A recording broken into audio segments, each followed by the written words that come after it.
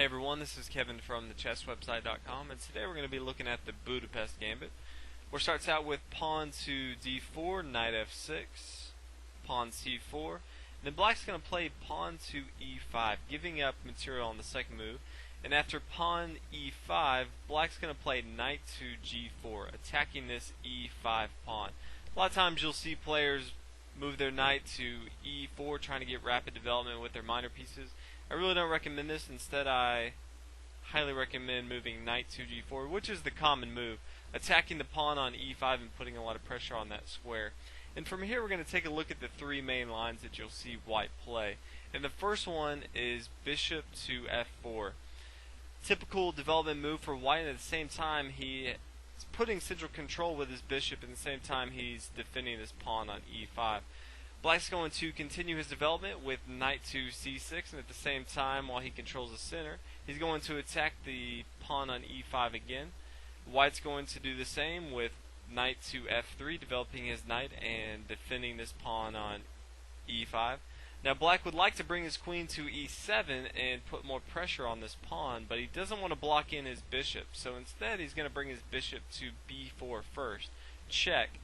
And now that his bishop's out, then he can bring his queen to e7, putting more pressure on this pawn on e5.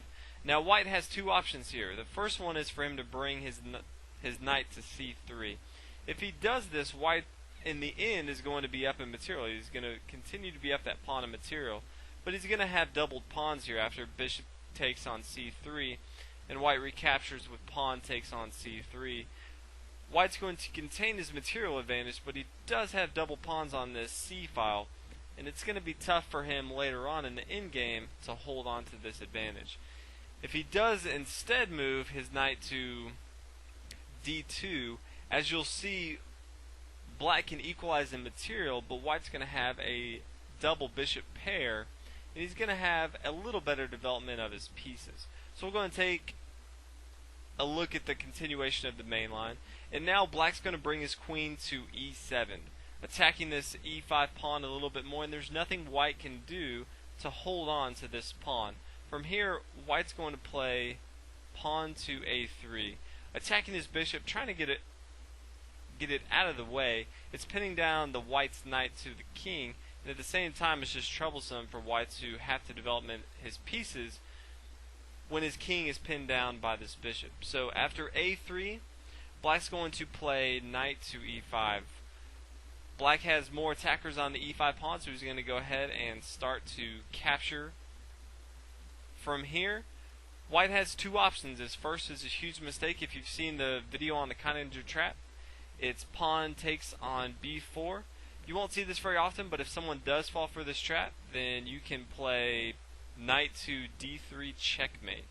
As you can see, the king can't move, and this pawn cannot take our knight on d3 because our queen is here on e7. Hopefully you do see that, but more than likely you won't see that. Instead, you'll see knight takes on e5, and from here we're going to take again with our knight. And like before, he cannot take our bishop here because we can come to d3 again. It's going to be checkmate. Instead, you're going to see pawn to e3. This opens up for his light square bishop to get into the action, defending this pawn on c4, and at the same time giving his king a little room to breathe. If he wants to next move, he can capture our bishop on b4.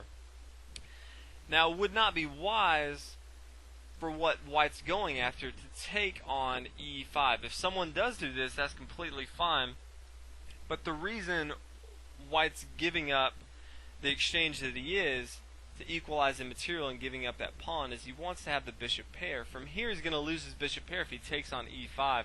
Black can play d2, and after white captures, black can recapture, and black was equalized in material and development. And this is really not that good for white. And so a lot of times you won't see black take with their bishop on e5. Instead, you're going to see pawn to e3, like I said before.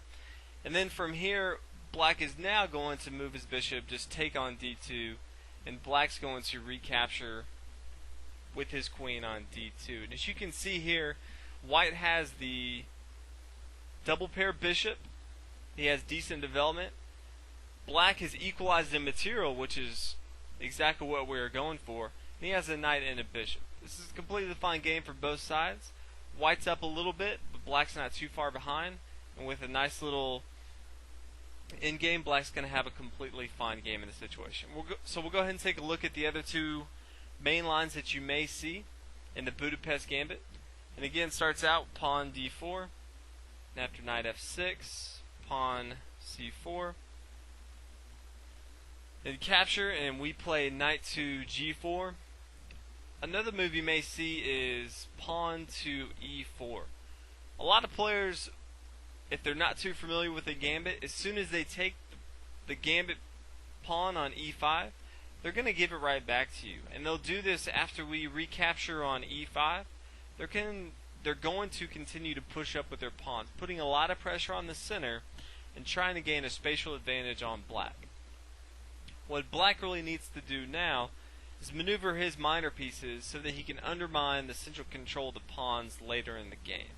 So that's really the struggle that it comes up. Both sides are equal in material advantage. Black's going to try to overextend white's development of his pawns further down the board. He's going to try to undermine them with his minor pieces later on in the game. And the last line you may see in the Budapest Gambit, after knight to g4, you may see knight to f3. Again, simple development with his knight to f3, attacking and defending this pawn on e5. But you can see there's a little bit difference in the move order from before when the bishop came to f4 first. And from here, black's going to again put a little different move order himself. He's going to bring his bishop to c5. He's not going to bring his bishop to b4. Instead, he's going to bring it to c5. And he's putting pressure on this f2 pawn. As you can tell, we have our knight on g4. And so white has to figure out a way to block this.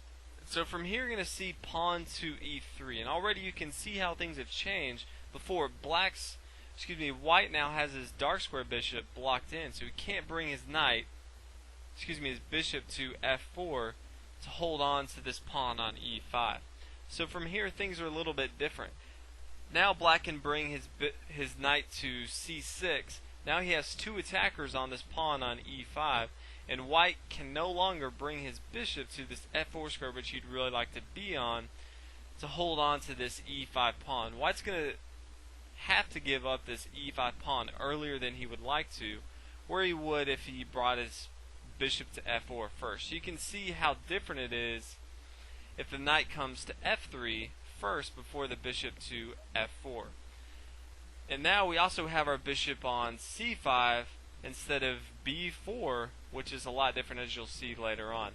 From here, you'll see the bishop come to e2 for white, and black's going to take on e5, equalize in material, and from here white will capture and black will recapture.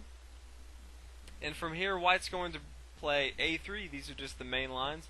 And black's going to play a5, getting ready for a nice little maneuver. After white castles and black castles, white's going to develop his knight to c3.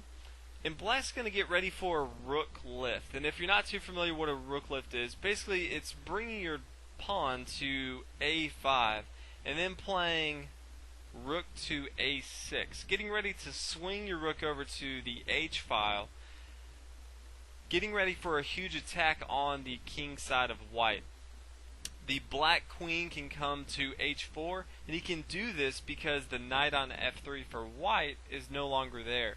This would not be possible if the knight for white was on f3, because he could just kick out the queen on h4. At the same time, black can bring his knight to g4, put a lot of pressure on this h2 square. If white ever plays a move h3, black has the option of developing his light square bishop after he moves his d pawn and sacrificing his bishop on h3, putting a lot of pressure on white's king, and he can get a lot of his pieces attacking the white king fairly easy.